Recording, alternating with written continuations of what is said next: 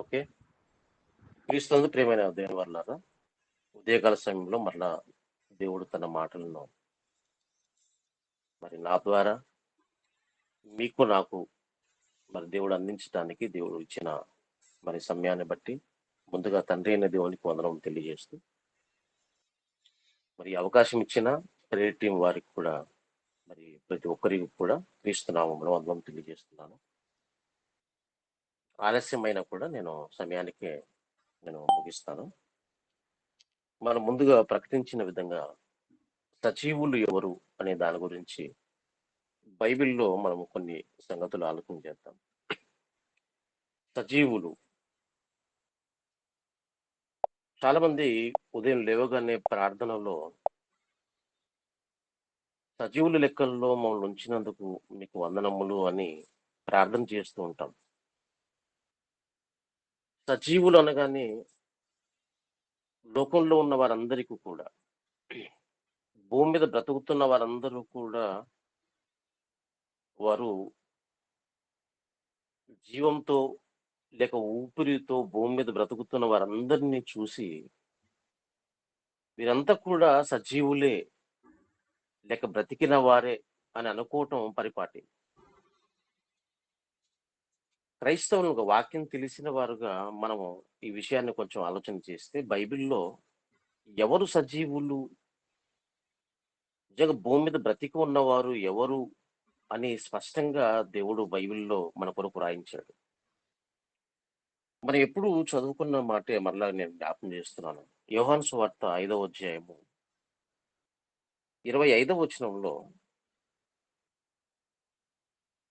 యోహాను సువార్త 5వ అధ్యాయము 25వ వచనంలో, మృతులు దేవుని కుమారుని శబ్దము వినుగడియ వచ్చుచున్నది అన్నాడు.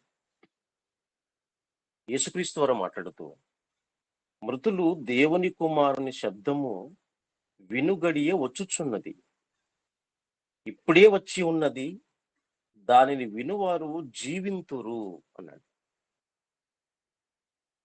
దాన్ని వినువారు జీవింతురు అని మీతో నిశ్చయంగా చెప్పుచున్నాను. ఇది ఇది జరగబోయే యేసుక్రీస్తు వారు భూమి మీద ఆయన సువార్త ప్రకటించిన నాటికి పలికిన మాటే అయినా, దేవుని కుమారుని శబ్దం వినుగడియ వచ్చుచున్నది అని చెప్పి ఇప్పుడే వచ్చి ఉన్నది అన్నాడు. ఇప్పుడే వచ్చి ఉన్నది. అయితే 28వ వచనంలో మాట్లాడిన మాట, దీనికి ఆశ్చర్యపడకుడి, ఒక కాలం వచ్చుచున్నది అన్నాడు. ఇది రాబోయే దాని గురించి మాట్లాడిన మాట 28వ వచనంలో. అయితే అప్పటికే వచ్చిన దాని గురించి మాట్లాడుతూ, మృతులు దేవుని కుమారుని శబ్దము వినుగడియ వచ్చుచున్నది అన్నాడు 25వ వచనంలో. అది ఇప్పుడే వచ్చి ఉన్నది. అంటే క్రీస్తు కాలం నాటికి భూమి మీదకి రంగప్రవేశం చేసిన సందర్భం. దేవుని మాట. ఆ మాట ఎవరో కాదు, యేసుక్రీస్తు వారు. జ్ఞానం అని చెప్పుకుంటాం మనం. మన కొరకు ప్రాణం పెట్టిన, ప్రపంచ లోక మానవారందరి కొరకు ప్రాణం పెట్టిన క్రీస్తు. తండ్రైన దేవుడు క్రీస్తును తన మాటగా భూమి మీదకి పంపించాడు. అయితే ఆ మాటే మాట్లాడుతున్న మాట. ఆ మాటే మాట్లాడుతుంది. ఆ మాటే దేవుని శబ్దం అనుకుంటే. ఎందుకంటే ఈ శబ్దమే గదా ఈ సృష్టిని మొత్తాన్ని సృష్టిని కలిగించిన ఈ శబ్దమే శరీరాన్ని ధరించుకొని 2025 సంవత్సరాల క్రితం భూమి మీదకొచ్చిన తర్వాత, ఆ మాట భూమి మీద బ్రతుకుతున్న ప్రతి మనిషిని కూడా, అంటే విన్న ప్రతి మనిషిని కూడా, లేక ఆ మాటను అంగీకరించిన ప్రతి మనిషిని కూడా అది బ్రతికించే నిత్య జీవములా మనకు కనబడుతుంది. అందుకే మృతులు దేవుని కుమారుని శబ్దం వినుగడియ వచ్చుచున్నది. ఎవరు మృతులు? మృతులు ఎవరో మనకు తెలుసు. ఎఫెసీ పత్రిక 2వ అధ్యాయంలో ఆహ్, ఆ వచనాన్ని మనం చూస్తే, మనం అపరాధముల చేతను, పాపముల చేతను చచ్చిన వారము అన్నాడు. అపరాధముల చేత, పాపముల చేత చచ్చిన వారము. లేక మృతులై ఉండగా. అంటే అపరాధము, పాపము అంటే ఏంటో అది కూడా మన కోసం రాయబడింది. దేవుడు ప్రతి దాన్ని కూడా వివరంగా మన కోసం రాయించాడు. మొదటి యోహాను 3:4 ఆజ్ఞ అతిక్రమమే పాపము అన్నాడు. అంటే దేవుడు చెయ్యవద్దు అన్న ప్రతి దానిని, చెయ్యవద్దు అన్న ఏ దానినైనా అతిక్రమించటమే పాపం. కాబట్టి ఆ విధంగా పాపముతో అపరాధముల చేత చచ్చిన వారికి ఇప్పుడు జీవాన్ని పోయాలి. వారిని బ్రతికించాలి. అంటే ఇప్పుడు ఎవరు మృతులు అంటే దేవుని ఆజ్ఞని మీరిన వారందరూ కూడా మృతులైతే, వారిలో జీవాన్ని నింపటానికి యేసుక్రీస్తు వారు భూమి మీదకి రావటం జరిగింది. అందుకే ఆయన మాట్లాడుతూ మృతులు అనగానే అపరాధముల చేత, పాపముల చేత మృతులైనవారు. వీరికి జీవాన్ని నింపటానికి యేసుక్రీస్తు వారు శరీరాన్ని ధరించుకొని భూమి మీదకి రావటం, వచ్చిన తర్వాత మృతులుగా ఉన్న వారి మధ్య ఆయన సంచరిస్తూ ఆయన పలికిన మాట, ఒకవేళ దేవుని మాటను లేక శబ్దముగా దిగి వచ్చిన నన్ను ఎవరు స్వీకరించినా దానిని వినువారు జీవింతురని మీతో నిశ్చయంగా చెప్పుచున్నాను అన్నాడు. ఆ మాటను వినువారు జీవింతురు. అంటే వాక్యాన్ని వాక్యాన్ని ఎవరైతే వింటారో వారు జీవిస్తారు అన్నాడు. అంటే వాక్యంలో అంత శక్తి ఉందా? వాక్యంలో అంత శక్తి ఉందా? యాకోబు పత్రికలో అదే గదా మాట్లాడేది. యాకోబు పత్రికలో ఆత్మలను రక్షించుటకు శక్తిగల వాక్యము అన్నాడు. ఎందుకంటే అక్కడ చచ్చిపోయింది ఆత్మ. అది జీవచ్ఛవంలా మారిపోయింది. దేవునికి దూరం కావటమే మృతి నొందటం. దేవుని మాట వినకపోవటమే అపరాధములు, పాపముల చేత చచ్చిపోవటం. ఇప్పుడు దేవునికి దగ్గర చేయటమే వారిని తిరిగి లేపటం అనుకుంటే, మృతులైన వారందరూ కూడా తిరిగి లేవాలి అంటే దేవుని మాటను వినవలసిందే. ఆ మాట యేసుక్రీస్తు వారైతే, ఆ యేసుక్రీస్తు వారే మృతులుగా బ్రతుకుతున్న లేక అపరాధములు, పాపముల చేత బ్రతుకుతున్న వారందరిని కూడా తిరిగి మరల సజీవులుగా లేపటానికి భూమి మీదకొచ్చింది. ఓకే. ఇప్పుడు వాక్యాన్ని విన్నవారు, ఎందుకంటే నా మాట విన్నవారు జీవింతురు అన్నాడు గనక, వాక్యాన్ని విన్న వారందరూ కూడా ఇప్పుడు జీవిస్తున్నారు. వారే సజీవులు అనుకుంటే. ఇప్పుడు సజీవులుగా ఉన్నాము అని మనకెలా తెలుస్తుంది? ఎందుకంటే ఏదైనా ఒక వ్యాధి మనకు వచ్చింది అంటే దానికి సంబంధించిన సింప్టమ్స్ మనకు కనబడతాయి. జ్వరం కానివ్వండి, ఆ తర్వాత లేక ఏదైనా కానివ్వండి ఒంట్లో మనకి ఏది బాగోలేకపోయినా దానికి సంబంధించిన లక్షణాలు కొన్ని ఉంటాయి. అయితే మనం సజీవులని చెప్పటానికి, లేక సజీవులు అని మనం ఒకవేళ ఎవరినైనా ఐడెంటిఫై చేయటానికి, లేక మనం సజీవులుగా ఉన్నాము అనటానికి ఏంటి గురుతు? వాటికున్న లక్షణాలేంటి? మనకు అర్థమైంది గదా! అపరాధములు, పాపముల చేత చచ్చిన వారంతా మృతులు అనుకుంటే, ఆ మృతులుగా ఉన్నవారు భూమి మీద బ్రతికే ఉన్నారు అనుకున్నా, దేవుని ఆజ్ఞను మీరిపోయి మృతులుగా మారిపోయిన వారు యేసుక్రీస్తు వారు పలికిన మాట, లేక దేవుడు పంపగా వచ్చిన మాట క్రీస్తయితే, ఆ క్రీస్తు మాట విన్న వారందరూ కూడా బ్రతుకుతారు అన్నాడు. సజీవులుగా వారు తిరిగి లేస్తారు అన్నాడు. మృతులుగా ఉన్న వీరందరూ కూడా యేసుక్రీస్తు వారి మాట విన్న తర్వాత, వాళ్ళు హృదయంలో నొచ్చుకొని, ఆ తర్వాత క్రీస్తును విశ్వసించి, తండ్రి, కుమార, పరిశుద్ధాత్మ నామంలో బాప్తిస్మము పొందిన వీరందరూ కూడా క్రీస్తు చనిపోయి తిరిగి లేచినట్టుగా మృతుల్లో నుంచి లేచిన వారు అనుకుంటే వారంతా సజీవులు. అయితే క్రీస్తు మాట విని బాప్తిస్మము పొంది తిరిగి లేచిన వారందరూ కూడా అది ఏం చేస్తారో బైబిల్‌లో దేవుడు రాయించాడు. ఒక మాట నేను ముందు చదివిస్తాను. యోబు గ్రంథము 33వ అధ్యాయం. యోబు గ్రంథం 33వ అధ్యాయము 29వ వచనంలో, యోబు గ్రంథము 33వ అధ్యాయము 29వ వచనంలో, ఆలోచించుము, నరులు సజీవులకుండు వెలుగు చేత వెలిగింపబడినట్లు అన్నాడు.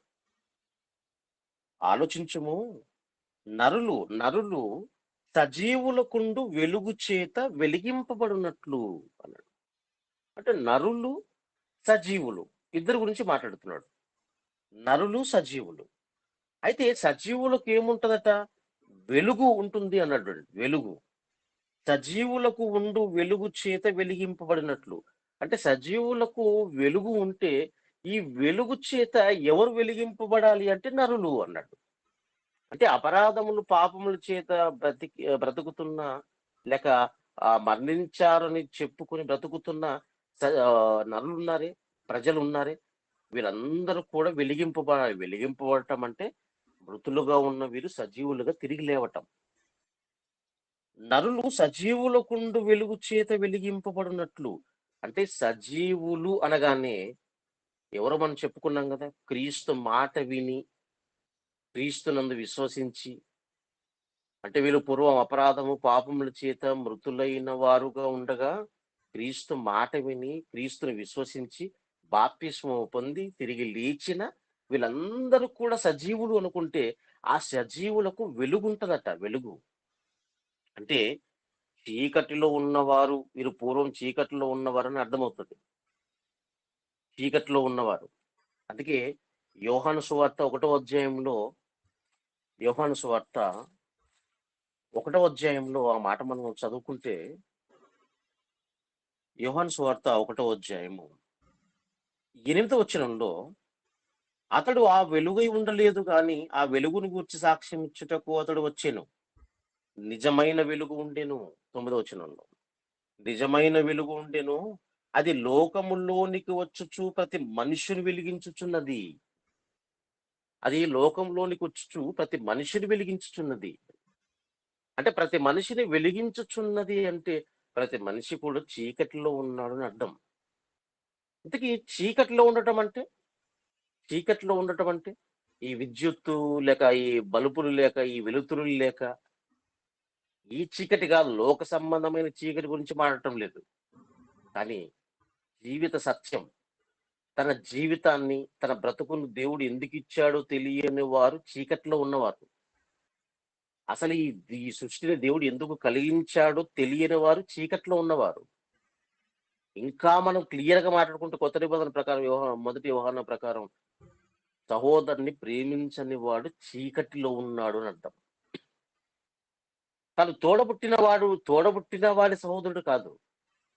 భూమి మీద దేవుడు అందరిని కూడా ఒకేలా ఆయన కన్నాడు గనక, యోబు గారు మాట్లాడినట్టు, తన్ను గర్భంలో రూపించిన వాడు దేవుడైతే, నాతో పాటు ఎందరినో ఆయన కన్నాడు కదా! వారందరూ నాకు సహోదరులే అని మాట్లాడతాడు. అంటే మనం తోడబుట్టిన వారే కాకుండా, భూమి మీద బ్రతుకుతున్న వారందరూ కూడా సహోదరులనుకుంటే, సహోదరులనుకుంటే వారందరూ కూడా, ఎందుకంటే మన కుటుంబ సభ్యులని ఎక్కువగా మనం ప్రేమిస్తాం. మన తోడబుట్టిన వారు, లేక మనతో పాటు పెరిగిన వారు వీళ్ళంతా. వారు మాత్రమే మనవాళ్ళు అన్నట్టుగా చూస్తాం. కానీ బైబిల్ తెలిసిన వాడు, భూమి మీద పుట్టిన వారందరూ కూడా, నన్ను ఎలా దేవుడు పుట్టించాడో వారిని కూడా పుట్టించాడు కనుక, వారందరూ కూడా నా సహోదరులే అని భావిస్తాడు క్రైస్తవుడు, బైబిల్ పట్టుకున్నవాడు. కాబట్టి సహోదరులనగానే తోడబుట్టిన వారు మాత్రమే కాదు, ప్రతి ఒక్కరూ కూడా సహోదరులు. ఇదంతా దేవుని కుటుంబం. అయితే చాలా మంది నిజమైన దేవుడు తెలియకుండా తప్పిపోయిన వారు గనక, వారందరూ చీకట్లో ఉన్నవారనుకుంటే, వారందరికి వెలుగులు నింపాలి అంటే ముందు క్రీస్తు చేత వెలిగింపబడాలి. క్రీస్తు చేత వెలిగింపబడాలి. వెలిగింపబడిన వారు సజీవులు. అంటే సజీవులకు వెలుగుంటుంది. వెలుగులు విరజిమ్మే శక్తి ఉంటుంది. ఏంటి సజీవులలో ఉన్న వెలుగు? క్రీస్తు చేత వెలిగింపబడిన సజీవుడు మరలా అనేక మందిని వెలిగించటానికి భూమి మీద క్రీస్తు మాట్లాడినట్టుగా, మీరు లోకమునకు వెలుగు అన్నాడే. మీరు లోకమునకు వెలుగు. నేను లోకమునకు వెలుగు అన్నాడు క్రీస్తు. మీరు కూడా లోకమునకు వెలుగు అన్నాడు. కాబట్టి ఆయన చేత వెలిగింపబడిన తర్వాత చీకట్లో ఉన్న అనేక మందిని వెలుగులోనికి తీసుకొని రావలసిన అవసరత సజీవులకే ఉంది. అందుకే యోబు గారు మాట్లాడినట్టు, నరులు, అక్కడ యోబు గారు కాదు, ఏలీహు మాట్లాడుతాడు. ముగ్గురు స్నేహితులు మాట్లాడిన తర్వాత ఇక యోబు గారు తన మాటలన్నీ సమాప్తం చేస్తాడు. ఆ తర్వాత వారితో పాటు ఉన్న మరొక వ్యక్తి ఏలీహు, ఆయన మాట్లాడుతూ, నరులు సజీవులకుండు వెలుగు చేత వెలిగింపబడినట్లు అన్నాడు. అంటే సజీవులము అని మనం అనుకుంటే, మన చేత అనేక మంది వెలిగింపబడాలి. చీకట్లో కూర్చున్న వారికి యేసుక్రీస్తు వారు ఎలాగో వెలుగుగా ఆయన వచ్చాడో, క్రీస్తు చేత వెలిగింపబడిన మనం అంతా కూడా ఈరోజు మృతులుగా ఉన్నవారు, లేక చీకట్లో ఉన్న వారందరికీ కూడా మన ద్వారా వెలుగు రావాలి. అంటే ఎందుకు ఈ జీవితాన్ని దేవుడు ఇచ్చాడో తెలియాలి. దేవుడు ఎవరో తెలియాలి. ఆ తర్వాత మన కోసం, మన పాపాల కోసం ప్రాణం పెట్టిన క్రీస్తు ఎవరో తెలియాలి. ఈ విశ్వాన్ని దేవుడు ఎందుకు కలిగించాడో తెలియాలి. మరణించిన తర్వాత మనిషి ఏమైపోతాడో తెలియాలి. ఇవన్నీ తెలియని వారంతా చీకట్లో ఉన్నవారనుకుంటే, అవన్నీ తెలిసిన వాడు సజీవుడు అనుకుంటే, సజీవులుగా ఉన్న మన ద్వారా అందరూ మృతులైన వారికి, చీకట్లో ఉన్న వారందరికీ కూడా వెలుగు నింపాలి. వెలుగు రావాలి. మరి ఒక 2 వచనాలు నేను చూపించి ముగించేస్తాను. ఎవరు సజీవులు? సజీవులు ఎవరు? 118వ కీర్తనలో, కీర్తన గ్రంథము 118వ అధ్యాయం 17 వచనంలో, కీర్తన గ్రంథము 118వ అధ్యాయం 118వ అధ్యాయం 17 వచనంలో, నేను చావను సజీవుడనై యెహోవా క్రియలు వివరించెదను. నేను చావను సజీవుడనై యెహోవా క్రియలు వివరించెదను. అంటే దేవుని క్రియలు వివరిస్తాడు. సజీవుడు దేవుని క్రియలు వివరిస్తాడు. మృతులెవరు? అపరాధములు, పాపముల చేత చనిపోయిన వారు. వీరికి దేవుడెవరో తెలీదు. అసలు ఈ బ్రతుకును దేవుడు ఎందుకిచ్చాడో తెలీదు. ఎందుకు పుట్టామో తెలీదు. మనిషి ఎందుకు మరణిస్తాడో తెలీదు. ఇవి ఏవి తెలియని వారు మృతులుగా ఉన్నవారనుకుంటే, వారు దేవుని గురించి ఎందుకు ప్రకటిస్తారు?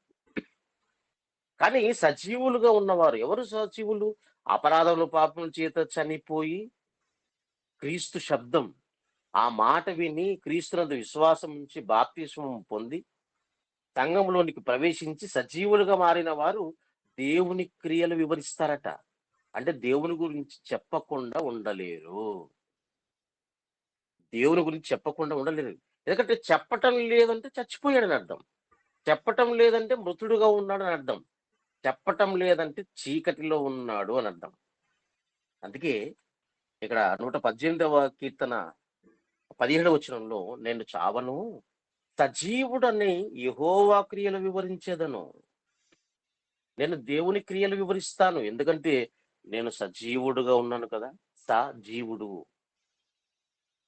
నేను బ్రతికే ఉన్నాను. నేను చచ్చిపోలేదు. సజీవుడుగా ఉన్నాను భూమి మీద. అందుకే దేవుని క్రియలు వివరిస్తాను. నిజంగా దేవుని క్రియలు, దేవుని ఆశ్చర్య కార్యములు, ఆయన చేసిన మేలులు, లేక ఆయన చెప్పమన్న ప్రతి మాటను కూడా దేవుని గురించి, లేక ఆయన ఆయన గొప్పతనాన్ని, ఆయన మహిమను భూమి మీద ప్రకటిస్తున్నారు అంటే నిజంగా వారు సజీవులు వారందరూ. యెషయా గ్రంథంలో ఇంకా క్లియర్‌గా మాట్లాడతాడు. యెషయా గ్రంథము 38వ అధ్యాయము. యెషయా గ్రంథం 38వ అధ్యాయము 19వ వచనాన్ని చూద్దాం. యెషయా గ్రంథము 38వ అధ్యాయము 19వ వచనం. సజీవులు, సజీవులు సజీవులే గదా! నిన్ను స్తుతించుచున్నారు. నిన్ను స్తుతించుదురు. ఎవరు నిన్ను స్తుతిస్తారు? సజీవులే. దేవుణ్ణి స్తుతించటం. ఏంటి ఈ స్తుతి అనగానే మనకు దినవృత్తాంతం మొదటి గ్రంథం 16వ అధ్యాయము 8వ వచనం నుంచి మనం చదివితే మనకు అర్థమవుతుంది. స్తుతి విధమేదనగా అంటాడు. అంటే దేవుని క్రియలను సమాజానికి తెలపటమే. ఆయన గురించి మాట్లాడుకోవటం. ఆయన గురించి సమాజానికి చెప్పటం. అది స్తుతి.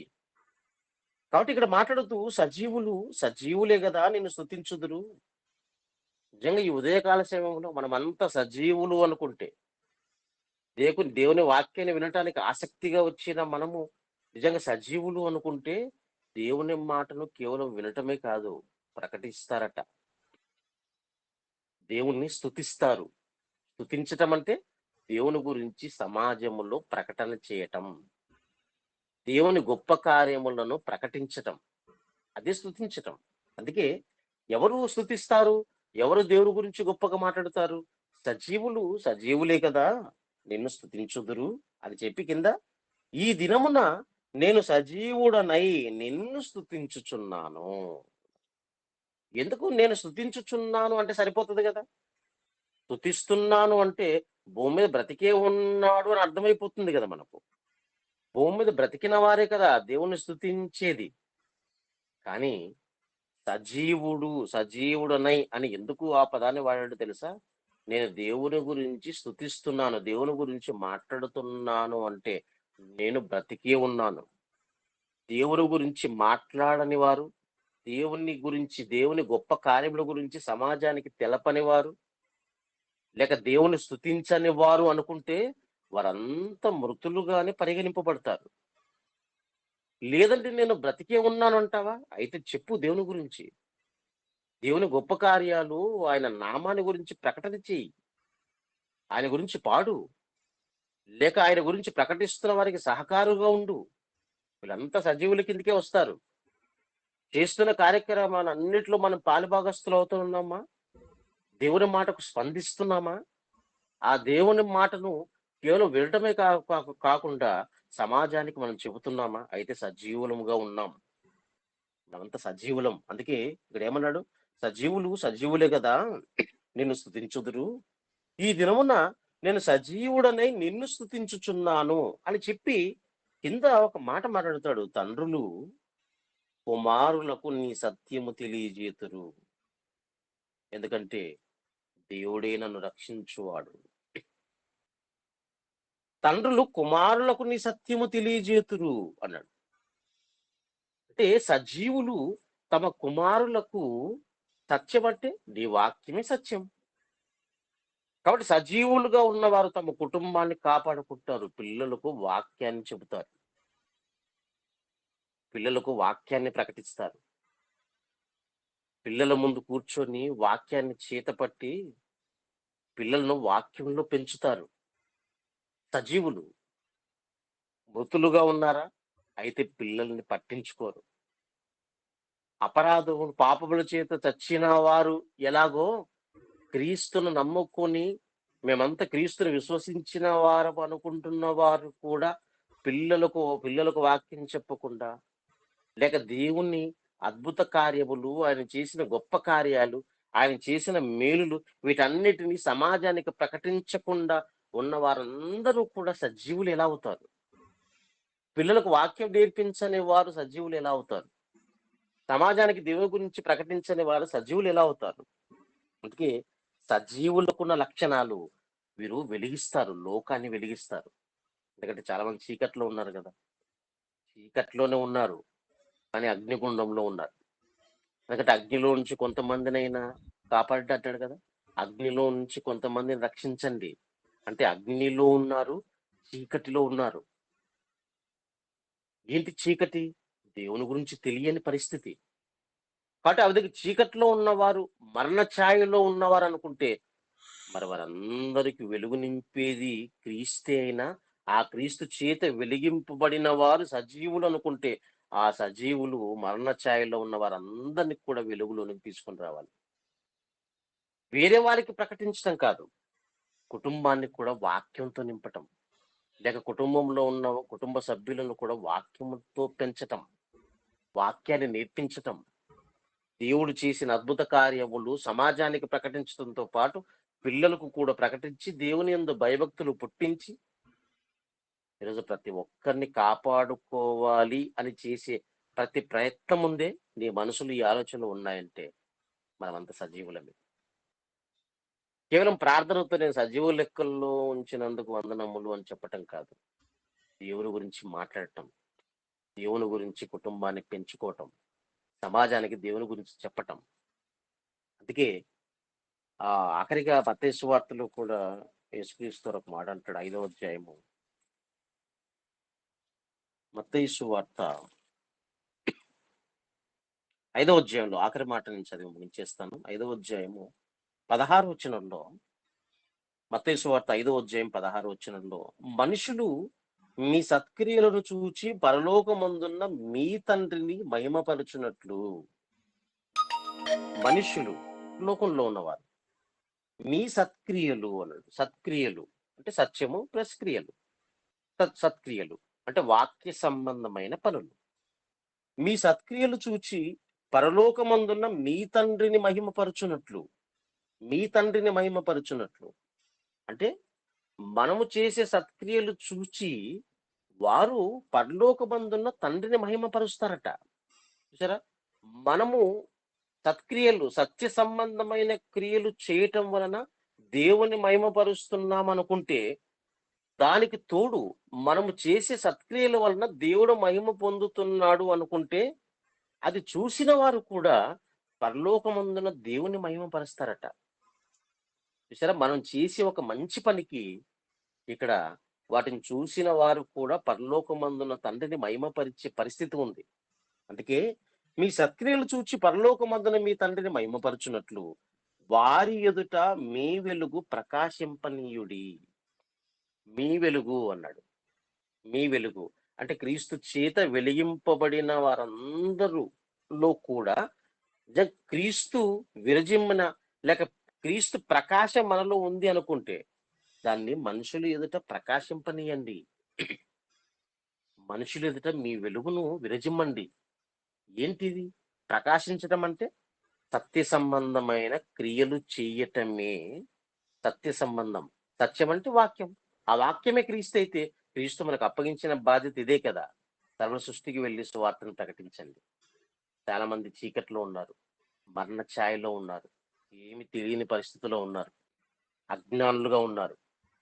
లోకంలో విద్యను అభ్యసించినా, ఎలాంటి విద్యలు నేర్చుకున్నా, అసలు ఆత్మ సంబంధమైన వాటిని తెలియకుండా వారు మృతులుగా భూమి మీద బ్రతుకుతూ అక్కడి నుంచి అట్టే మృతుల లోకానికి వెళ్ళిపోతున్నారు. వీళ్ళందరిని లాగాలి, భూమి మీద ఉండగానే వాళ్ళందరినీ తీసుకొని రావాలి కదా దేవుని దగ్గరికి. అంటే వాళ్ళ ఎదుట మనం వెలుగును ప్రకాశింపజేయాలట. ఎలా అంటే సత్క్రియలు, సత్య సంబంధమైన క్రియలు చేసి. అంటే క్రీస్తును నమ్మిన వారు వెలిగింపబడిన వారు అనుకుంటే, వెలిగింపబడిన మనం అనేకులను వెలిగించే ఒక ప్రమిదముగా, ఒక దీపముగా ఉన్నామన్నమాట. కాబట్టి క్రీస్తుని సోదరులారా, సజీవులు అనగానే పిల్లలను వాక్యములో పెంచేవారు, పిల్లలకు వాక్యం నేర్పించేవారు. అంతేకాదు సమాజానికి దేవుని గురించిన గొప్ప కార్యములు, ఆయన చేసిన గొప్ప కార్యములు, ఆయన మన కొరకు చేసిన మేలులు, ఆయన మన కొరకు క్రీస్తు ద్వారా సిద్ధపరిచిన రక్షణ భాగ్యం, వీటన్నిటినీ సమాజానికి చెప్పేవారు. అంతేకాదు వారిని వెలిగించేవారు. వీటన్నిటిని చెప్పటం వలన వారిలో వెలుగులు నింపుతున్నాం మనం. కొంతమంది అంటుంటారు కదా, వాక్యం చక్కగా విన్న తర్వాత నిజంగా మాకు జ్ఞానోదయం కలిగించావయ్యా, లేక ఇంతవరకు మాకు అర్థం కాలేదు, మేము ఈరోజు ఏదో అర్థం కాని పరిస్థితిలో ఉన్నాం, కానీ ఈరోజు మాకు కళ్ళు తెరిపించారు అంటుంటారు. అంటే సత్యాన్ని వారికి చెప్పటం, వారిని చీకట్లో నుంచి లాగటం, మరణ ఛాయలో నుంచి బయటికి తీసుకొని రావటం, అంటే సజీవులుగా మార్చటం, ఆ తర్వాత వాళ్ళ కళ్ళు తెరిపించటం, వారికి జ్ఞానోదయాన్ని కలిగించటం. కాబట్టి సజీవులకు ఉండే లక్షణాలు. ఒకవేళ దేవుడి గురించి చెప్పటానికి సిగ్గుపడుతున్నామా, లేక కుటుంబంలో దేవుడు మనకిచ్చిన సంతానం ఉందే, వాటిని వాక్యంలో పెంచకుండా ఇంకా నిర్లక్ష్యం చేస్తున్నామా? అయితే మనం సజీవులమా, మృతులమా అనే సంగతి మనకి అర్థం కావాలి. చిన్న ప్రార్థన చేస్తాను. పరలోకమున్న మా తండ్రి, మీ కుమారుడైన క్రీస్తు నామమున వందనం తెలియజేస్తున్నాం నాయన. ఈ ఉదయకాల సమయంలో అంటే మేము సజీవులుగా ఉన్నామా, లేక మృతులుగా ఉన్నామా అన్న సంగతిని కొన్ని విషయాలు తండ్రి మీరు మా కొరకు రాయించిన పరిశుద్ధ గ్రంథంలో నుంచి తండ్రి కొన్ని విషయాలు మేము ఆలోచించాము. కాబట్టి నాయన చెప్పిన నేను, అలాగే తండ్రి విన్న మా సహోదరులు ప్రతి ఒక్కరు కూడా తండ్రి మేము ఆలోచించుకొని నిజంగానైనా క్రీస్తునందు విశ్వాసం నుంచి బాప్తిస్మం పొంది ఆయన క్రీస్తు చేత వెలిగింపబడిన వారం అనుకుంటే ఆయన మా వెలుగును ప్రతి ఒక్కరితో తండ్రి, ప్రతి ఒక్కరితో మేము ప్రకాశింపజేయాలి. ప్రతి ఒక్కరికి ప్రకాశింపజేయాలి. వారి ముందు తండ్రి సత్య సంబంధమైన క్రియలు చేసి వారందరిని తండ్రి, చీకట్లో ఉన్న వారందరినీ కూడా తండ్రి వెలుగులోకి తీసుకొని రావాలి. అటువంటి భాగ్యం మాకు కలిగించినందుకు వందనం చెల్లిస్తూ ఉదయకాల సమయంలో తండ్రి వాక్యం వినటానికి సిద్ధపడి వచ్చిన ప్రతి ఒక్కరిని జ్ఞాపకం చేసుకుంటూ వారి కుటుంబాలను చల్లగా కాపాడండి. అనారోగ్యంతో బాధపడుతున్న వారిని జ్ఞాపకం చేసుకుంటాను. సంపూర్ణమైన ఆరోగ్యాన్ని ప్రసాదించండి. అలాగే తండ్రి ప్రేయర్ టీం వారినైనా మరి ఒక్కొక్కరు తమ బాధ్యతలు తీసుకుని తండ్రి చక్కగా తమ పని నిర్వర్తిస్తుండగానైనా వారికి తోడుగా ఉండమని, చక్కటి ఆరోగ్యాన్ని ఆయుష్ను ప్రసాదించమని క్రీస్తునామమున ఈ ప్రార్థన సమర్పిస్తున్నాం తండ్రి. ఆమేన్. ఆమేన్. ఓకే అన్న, థ్యాంక్ యూ అన్న. చక్కని అంశభాగం నుంచి, సజీవులు ఎవరు అనే అంశభాగం నుంచి విలువైన మాటలు తెలియజేసిన అన్నయ్యకు క్రియేటివ్ తరఫున వందనాలు తెలియజేస్తున్నాను. వందనాలు. థ్యాంక్ యూ అన్న.